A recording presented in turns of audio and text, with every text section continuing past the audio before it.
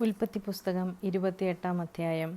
ഇസഹാക്ക് യാക്കോബിനെ വിളിച്ച് അനുഗ്രഹിച്ചുകൊണ്ട് പറഞ്ഞു, കനാന്യ സ്ത്രീകളിൽ ആരെയും നീ വിവാഹം കഴിക്കരുത്.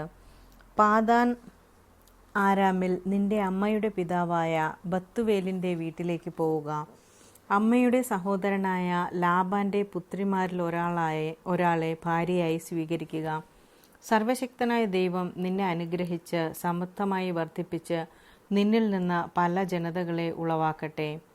അബ്രഹാത്തിൻ്റെ അനുഗ്രഹം നിനക്കും നിന്റെ സന്തതികൾക്കുമായി അവിടുന്ന് നൽകട്ടെ.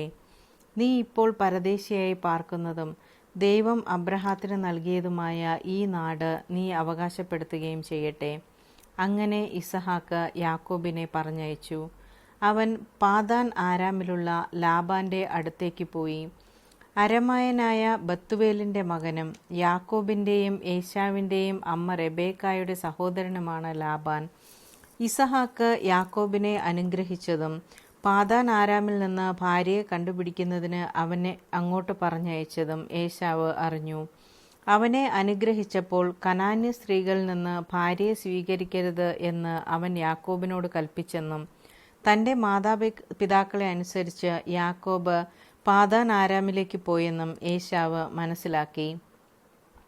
കനാന്യ സ്ത്രീകളെ തൻ്റെ പിതാവായ ഇസഹാക്കിന് ഇഷ്ടമില്ലെന്ന് മനസ്സിലായപ്പോൾ ഏശാവ് അബ്രഹാത്തിൻ്റെ മകനായ ഇസ്മായേലിൻ്റെ അടുത്ത് ചെന്ന് അവൻ്റെ മകളും നെബായോത്തിൻ്റെ സഹോദരിയുമായ മഹലത്തിനെ ഭാര്യയായി സ്വീകരിച്ചു. അവനുണ്ടായിരുന്ന മറ്റു ഭാര്യമാർക്ക് പുറമെയായിരുന്നു ഇവൾ. യാക്കോബിൻ്റെ സ്വപ്നം. യാക്കോബ് ബേർഷെബായിൽ നിന്ന് ഹാരാനിലേക്ക് പുറപ്പെട്ടു. സൂര്യൻ അസ്തമിച്ചപ്പോൾ അവൻ വഴിക്ക് ഒരിടത്ത് തങ്ങുകയും രാത്രി അവിടെ ചെലവഴിക്കുകയും ചെയ്തു. ഒരു കല്ലെടുത്ത് തലയ്ക്ക് കീഴെ വെച്ച് അവൻ ഉറങ്ങാൻ കിടന്നു. അവന് ഒരു ദർശനമുണ്ടായി. ഭൂമിയിൽ ഉറപ്പിച്ചിരുന്ന ഒരു ഗോവണി, അതിൻ്റെ അറ്റം ആകാശത്ത് മുട്ടിയിരുന്നു. ദൈവദൂതന്മാർ അതിലൂടെ കയറുകയും ഇറങ്ങുകയും ചെയ്തുകൊണ്ടിരുന്നു. ഗോവണിയുടെ മുകളിൽ നിന്നുകൊണ്ട് കർത്താവ് അരുളി ചെയ്തു, ഞാൻ നിന്റെ പിതാവായ അബ്രഹാത്തിൻ്റെയും ഇസഹാക്കിൻ്റെയും ദൈവമായ കർത്താവാണ്.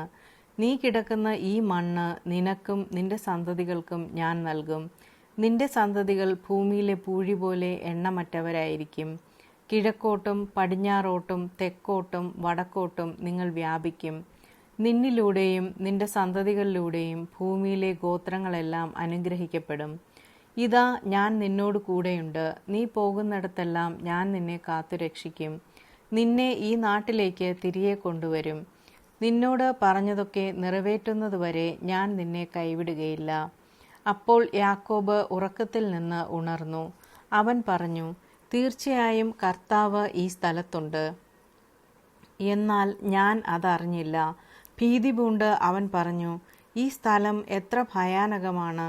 ഇത് ദൈവത്തിൻ്റെ ഭവനമല്ലാതെ മറ്റൊന്നുമല്ല. സ്വർഗത്തിൻ്റെ ഇവിടം. യാക്കോബ് അതിരാവിലെ എഴുന്നേറ്റ് തലയ്ക്കു കീഴെ വെച്ചിരുന്ന കല്ലെടുത്ത് ഒരു തൂണായി കുത്തി നിർത്തി അതിന്മേൽ എണ്ണയൊഴിച്ചു. അവൻ ആ സ്ഥലത്തിന് ബഥേൽ എന്ന് പേരിട്ടു.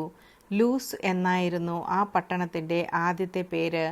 അത് കഴിഞ്ഞ് യാക്കോബ് ഒരു പ്രതിജ്ഞ ചെയ്തു, ദൈവമായ കർത്താവ് എൻ്റെ കൂടെ ഉണ്ടായിരിക്കുകയും ഈ യാത്രയിൽ എന്നെ സംരക്ഷിക്കുകയും എനിക്ക് ഉണ്ണാനും ഉടുക്കാനും തരികയും എൻ്റെ പിതാവിൻ്റെ വീട്ടിലേക്ക് സമാധാനത്തോടെ ഞാൻ തിരിച്ചെത്തുകയും ചെയ്താൽ കർത്താവായിരിക്കും എൻ്റെ ദൈവം. തൂണായി കുത്തി നിർത്തിയിരിക്കുന്ന ഈ കല്ല് ദൈവത്തിൻ്റെ ഭവനമായിരിക്കും. അവിടുന്ന് എനിക്ക് തരുന്നതിൻ്റെതെല്ലാം 10 ഞാൻ അവിടത്തേക്ക് സമർപ്പിക്കുകയും ചെയ്യും. ആമേൻ.